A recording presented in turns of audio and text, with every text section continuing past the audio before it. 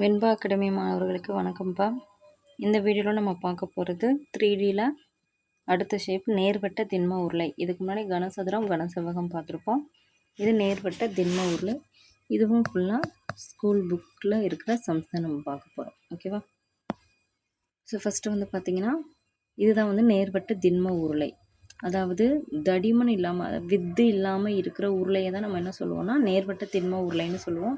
இதுக்கு உதாரணம் சொல்லிட்டோம்னு பார்த்தீங்கன்னா நம்ம வீட்டில் தண்ணிக்கு யூஸ் பண்ணுற ட்ரம்மு, ஒரு டம்ளர் கூட எடுத்துக்கோங்க. ஒரு டம்ளருக்கு அந்த வித்து பெருசாக இருக்காது. நம்ம ஊதுபத்தி ஸ்டாண்டு, ஸோ இதெல்லாம் வந்து பார்த்திங்க அப்படின்னா நேர்வட்ட திண்ம உருளைக்கு எடுத்துக்காட்டு. உள்ளீடற்ற உருளைன்னு சொல்லுவாங்க. அது வந்து பார்த்திங்க அப்படின்னா தடிமனாக இருக்கும். உள்ள ஒரு உருளை ஷேப் இருக்கும், வெளிப்பக்க பரப்பு கொஞ்சம் இருக்கும். ஓகேவா? அதாவது ஃபில்டர், நம்ம வீட்டில் ஃபில்டர்லாம் வச்சுருப்போம்ல, அந்த ஃபில்டர் மாற்றுறது பார்த்திங்கன்னா அந்த தடிமனாக இருக்கும். ஸோ அதெல்லாம் வந்து உள்ளீடற்ற உருளைன்னு சொல்லுவோம். ஓகேவா? ஸோ அப்போ இந்த இதில் வந்து பார்த்திங்க அப்படின்னா ஹைட்டு கொடுத்துருப்பாங்க, ஆரம் இருக்கும், ஹைட்டு வந்து இருக்கும். ஓகேவா?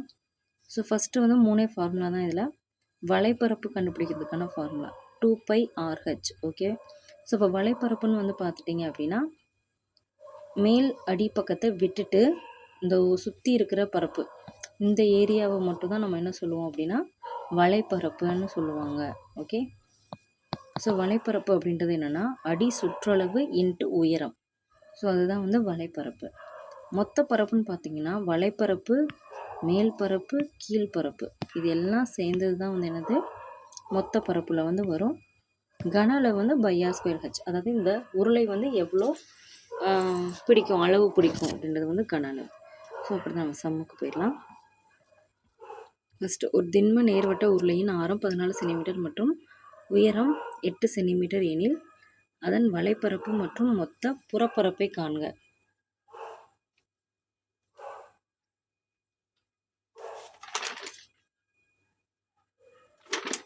ஓகே. ஸோ ஃபஸ்ட் என்ன கொடுத்துட்டாங்க, ஒரு திண்ம நேர்வட்ட உருளையின் ஆரம் 14 சென்டிமீட்டர், ஆர் வந்து 14 சென்டிமீட்டர், உயரம் வந்து 8 சென்டிமீட்டர்னு கொடுத்துட்டாங்க. எனில் வலைப்பரப்பு மற்றும் மொத்த புறப்பரப்பை காண்க.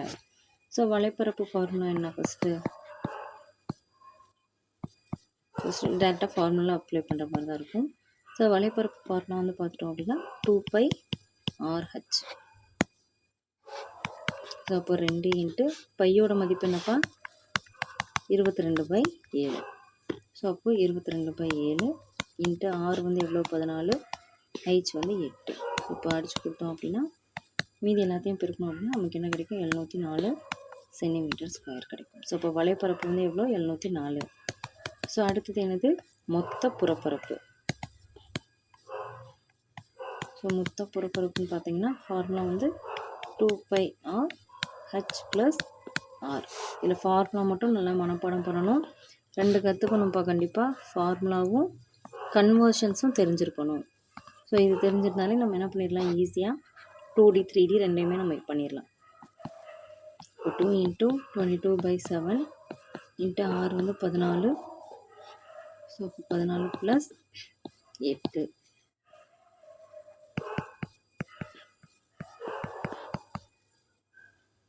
இன்ட்டு 2 இன்ட்டு 14 8 ஆட் பண்ணோம் அப்படின்னா எவ்வளோ கிடைக்கும், 22. இப்போ 2 × 22 இன்ட்டு 44. ஸோ எல்லாத்தையும் மல்டிப்ளை பண்ணால் 1936 சென்டிமீட்டர் ஸ்கொயர் நம்ம கிடைக்கும். ஸோ இப்போ வலைப்பரப்பு, இது மொத்த புறப்பரப்பு. ஸோ அவ்வளோதான். டேரெக்டாகவே இருக்குது. நம்ம டேரெக்டாக ஃபார்முலா மட்டும் ஞாபகம் இருந்ததுன்னா நம்ம போட்டுடலாம். ஸோ அடுத்த கொஸ்டின், ஒரு நேர்வட்ட திண்ம உருளையின் வலைப்பரப்பு மற்றும் அடி சுற்றளவு முறையே 4400 சதுர சென்டிமீட்டர் மற்றும் 110 சென்டிமீட்டர் எனில் உயரம் மற்றும் விட்டத்தை காணுங்க. ஹைச் கேட்டிருக்காங்க. விட்டம்னா என்னப்பா டி, ஆரம்னா தெரியும்ல. இப்போ இந்த ஃபுல் பகுதியை வந்து நம்ம என்ன சொல்லுவோம், விட்டம்னு சொல்லுவோம், அதாவது டி. ஆனால் இதில் இந்த பாதி பகுதியை மட்டும் நம்ம என்ன சொல்லுவோம், ஆரம்னு சொல்லுவோம். ஓகேவா? அப்போது விட்டத்தை நம்ம 2ஆல் டிவைட் பண்ணோம்னா நமக்கு ஆர் கிடச்சிரும். ஓகேவா? ஸோ அதை எப்போ ஞாபகம் வச்சுக்கோங்க. இது நம்ம ஆல்ரெடி நிறையா பார்த்துருப்போம் தான். அதை ஒரு வாட்டி நான் ரிவைஸ் பண்ணிக்கிறேன் உங்களுக்கு. ஸோ ஃபஸ்ட்டு வந்து வலைப்பரப்பு கண்டுபிடிப்போம்.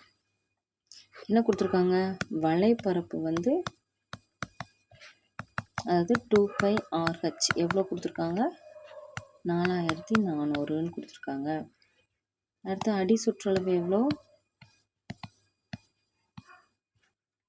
அடி சுற்றளவுனா என்னப்பா?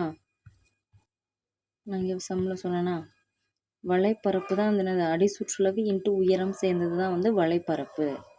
அப்போ அவங்க அடி சுற்றளவுன்றது வந்து என்னென்னா ஒன்லி இந்த 2πR இது மட்டும்தான் 110ன்னு கொடுத்துட்டாங்க. அப்போ டைரெக்டாக நம்ம என்ன பண்ணிடலாம்? இது ஒன்றுன்னு வச்சுக்கலாம். ஸோ இதை வந்து என்ன பண்ணலாம்? 1ல் பிரதியிட சப்ஸ்டியூட் பண்ணுவோம். அதாவது 2πRோட மதிப்பை இங்கே சப்ஸ்டியூட் பண்ணுவோம் வலைப்பரப்பில். அப்போது 110 இன்ட்டு H ஈக்குவல் டு 4400. இங்கேருந்து டேரெக்டாகவே அடிக்கலாம்ல. 0 0 கேன்சல் ஆகிடும். 4 11 4 11 4. அப்போ ஹைட்ஸோட மதிப்பு என்னது? 40ன்னு கண்டுபிடிச்சிட்டோம். அடுத்து அவங்க என்ன கேட்டிருக்காங்க? விட்டம் கேட்டிருக்காங்க. ஸோ இப்போ விட்டம் வேணும் அப்படின்னா நம்ம 6 கண்டுபிடிச்சிட்டாலே விட்டம் நம்ம கண்டுபிடிச்சிடலாம். ஓகேவா? அப்போ அகைன் என்ன பண்ணுறோம் அப்படின்னா இந்த ஹைட்ஸை வந்து கொண்டு போய் அகைன் ஈக்குவேஷன் 1லேயே சப்ஸ்டியூட் பண்ணுறோம். அப்போது 2 இன்ட்டு 22/7 இன்ட்டு 6 இன்ட்டு ஹைட்ஸ் வந்து எவ்வளோ? 40 ஈக்குவல் டு 4400. ஸோ இதுதான் அடிக்க முடியுமா பாருங்கள். இப்போ 6 மட்டும் இங்கிட்ட வச்சுட்டு மீதி எல்லாத்தையும் அங்கிட்ட கொண்டு போயிடலாம். 4400 இன்ட்டு 7/2 இன்ட்டு 22. இது ரெண்டையும் மல்டிப்ளை பண்ணோம் அப்படின்னா இது ரெண்டையும் மல்டிப்ளை பண்ணால் 44 தான் கிடைக்கும். இன்ட்டு 40. இப்போ 0 0 கேன்சல் ஆகிடும். 4 44 44.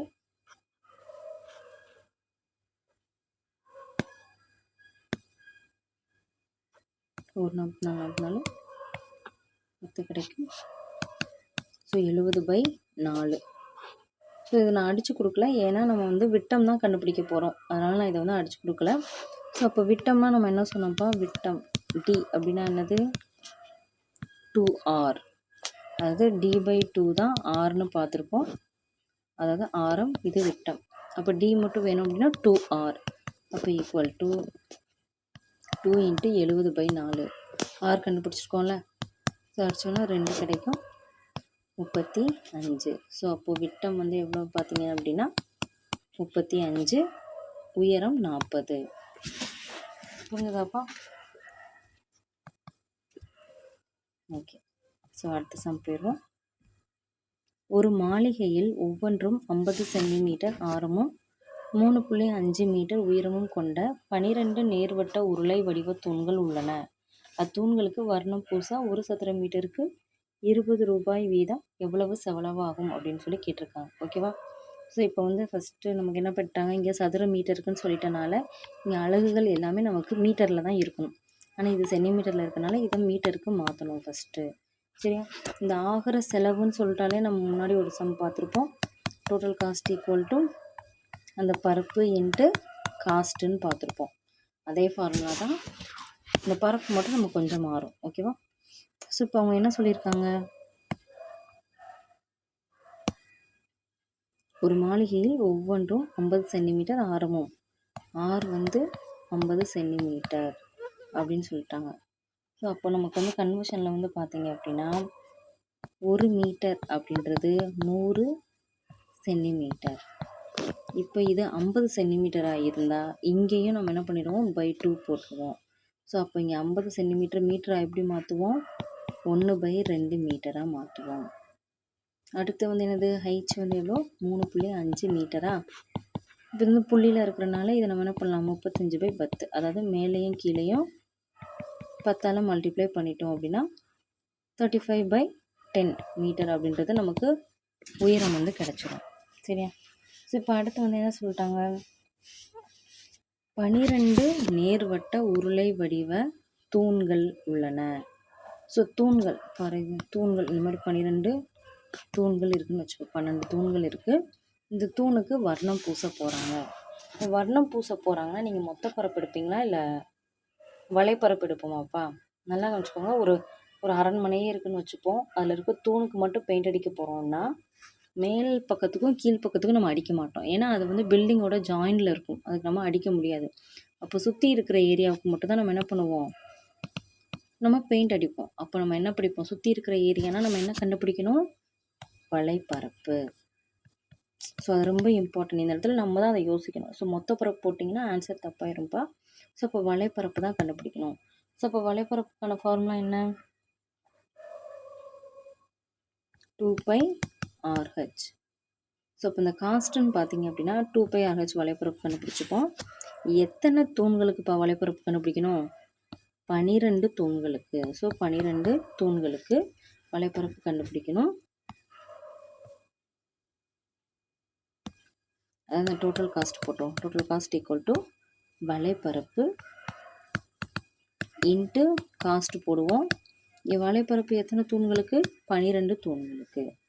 ஸோ இப்போ 12 இன்ட்டு வலைப்பரப்பு ஃபார்முலா என்ன, 2πRH இன்ட்டு காஸ்ட் எவ்வளோப்பா, 20. இப்போ 12 இன்ட்டு 2 இன்ட்டு 22/7 இன்ட்டு ஆரோட மதிப்பு என்னது, 1/2 இன்ட்டு ஹச்சோட மதிப்பு என்னது, 35/10 இன்ட்டு 20. ஸோ இது எல்லாமே நம்ம சிம்பிளிஃபை பண்ணோன்னா 35. ஸோ இது எல்லாத்தையும் மல்டிப்ளை பண்ணோன்னா நமக்கு எவ்வளோ கிடைக்குன்னா 2640 ரூபாய். ஸோ அப்போ 12 தூண்களுக்கு பெயிண்ட் அடிக்க எவ்வளோ ஆகும் அப்படின்னு பார்த்தீங்கன்னா 2640 ரூபாய். புரிஞ்சுதா? ஓகே, ரொம்ப சிம்பிள். இப்போ அந்த ஆகிற செலவுனாலே இதுதான் ஃபார்முலா, ஞாபகம் வச்சுக்கோங்க. இந்த ஒரு பகுதி மட்டும்தான் மாறும். இந்த ஒரு பகுதி தான் கொஸ்டினை பொறுத்து மாறும். இது எல்லாமே வந்து சேம் தான். சரியா? ஓகே, அடுத்து ஒரு திண்ம நேர்வட்ட உருளையின் மொத்த புறப்பரப்பு வந்து பார்த்தீங்க அப்படின்னா 231 சதுர சென்டிமீட்டர். அதன் வலைப்பரப்பு மொத்த புறப்பரப்பில் 2 பங்கு எனில் அதன் ஆரம் மற்றும் உயரத்தை காணுங்கன்னு சொல்லியிருக்காங்க. இது கொஞ்சம் வந்து சிம்பிளிஃபை பண்ணுற மாதிரி இருக்கும், கவனமாக பாருங்கள். என்ன சொல்லிட்டாங்க, மொத்த புறப்பரப்பு. ஸோ ஃபார்முலா என்னப்பா, மொத்த புறப்பரப்போட formula 2πRH + R equal to எவ்வளோன்னு கொடுத்துட்டாங்க, 231 கொடுத்துட்டாங்க. அடுத்து இன்னொன்று என்ன சொல்லியிருக்காங்க, இது ஈக்குவேஷன் 1 வச்சுக்கலாம். அடுத்து அதன் வலைப்பரப்பு வந்து என்னன்னு சொல்லிட்டாங்க, மொத்த புறப்பரப்பில் 2 பங்கு, 2 பங்கு ஆஃப் எது, மொத்த புறப்பரப்பு. ஓகேவா? அதுவும் கொடுத்துட்டாங்க. ஆனால் வலைப்பரப்போட மதிப்பு கொடுக்கல. மொத்த புறப்பரப்பில் 2/3 மடங்குன்னு கொடுத்துருக்காங்க. எனில் அதோட ஆரத்தையும் உயரத்தையும் கேட்டிருக்காங்க. சரியா? ஸோ இதை வந்து கொஞ்சம் நம்ம வந்து சிம்பிளிஃபை பண்ணுற மாதிரி இருக்கும். ஸோ கொஞ்சம் கவனமாக பாருங்கள். ஓகேவா? இப்போ வலைப்பரப்போட ஃபார்முலா என்ன, 2πRH. ஸோ ஃபஸ்ட்டு இந்த இதை வந்து நம்ம சிம்பிளிஃபை பண்ணுவோம். இந்த 3 நீங்கள் என்ன பண்ணிடுங்க, இந்த பக்கம் கொண்டு போயிடுவோம். இது இங்கிட்டு கொண்டு போயிட்டோம் அப்படின்னா 2 × 2πRH + R equal to 2 × 3 6πRH. இப்போ என்ன பண்ணுவோம், இந்த 2πR வந்து உள்ளே வந்து மல்டிப்ளை பண்ணுவோம். இப்போ 2 × 2πRH + R × R என்ன வந்துடும், 2πR² வந்துடும். இங்கே 6πRH அப்படியே இருக்கும். இப்போ திரும்ப இந்த 2 வந்து நம்ம என்ன பண்ணணும், உள்ளே மல்டிப்ளை பண்ணணும். அப்போது 2 × 2 இங்கே 4πRH + 4πR² equal to 6πRH. இப்போ இது 2 மதிப்பும் பார்த்தீங்கன்னா ஒரே மாதிரி இருக்குது.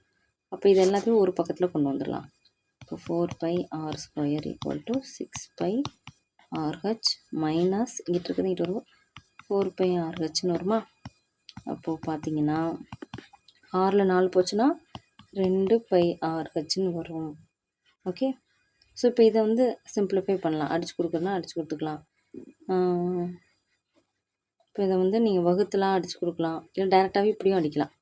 அதாவது இங்கே ஒரு ஆர், இங்கே ஒரு ஆர் போயிடும், ஒரு பை போயிடும், 4 2 2 2 4ன்னு வரும். அப்போ இங்கே 2r இருக்குது, இங்கே h இருக்குது. ஸோ அப்போ ஹைச்சோட மதிப்பு நமக்கு என்ன கிடச்சிருக்கு? 2rன்னு கிடச்சிருக்கு. இப்போ இதை நீங்கள் என்ன பண்ணணும் அப்படின்னா, கொண்டு போய் ஈக்குவேஷன் 1ல் சப்ஸ்டியூட் பண்ணணும். பிரதியிட்டோம் அப்படின்னா நமக்கு என்ன கிடைக்கும்?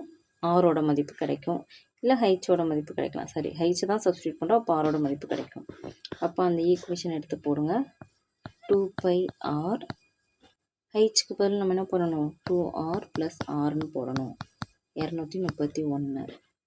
இப்போ இது ரெண்டையும் ஆட் பண்ணோன்னா 2πr 3r 231 வரும். இப்போ ரெண்டையும் மல்டிப்ளை பண்ணிடலாம். இப்போ 3r இதோட பண்ணா 2 × 3 6 வந்துடும். By r × r r² = 231. r² மட்டும் இங்கிட்ட வச்சுக்கலாம். 6க்கு வந்து பை வேல்யூவை போட வேண்டியதான். இப்போ பைக்கு வந்து நமக்கு என்ன வேல்யூ போடுவோம்? 22/7ன்னு போட்டோன்னா 231 × பையோட மதிப்பு என்ன வரும்? 7/6 × 22ன்னு வரும். ஸோ இதை வந்து சிம்பிளிஃபை பண்ணோன்னா நமக்கு என்ன கிடைக்குன்னு பார்த்தீங்கன்னா, r² =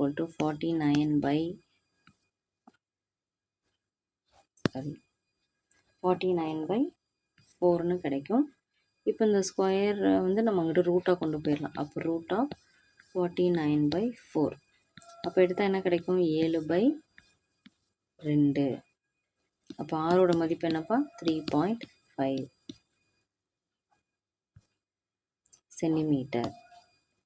புரியுதா? ஸோ அப்போது ஆரோட மதிப்பு 3.5. ஹைச் இப்போ வந்து ஹைச் கண்டுபிடிக்கணும்ல அடுத்து. ஸோ அப்போ டேரெக்டாக ஆரோட மதிப்பை இங்கே நீங்கள் சப்ஸ்டியூட் பண்ணிடலாம். அப்போ ஹைச்சோட மதிப்பு என்ன கிடைக்கும்? ஹைச் = 2 × 3.5 அப்படின்னா ஹைச் = எவ்வளோ? 7.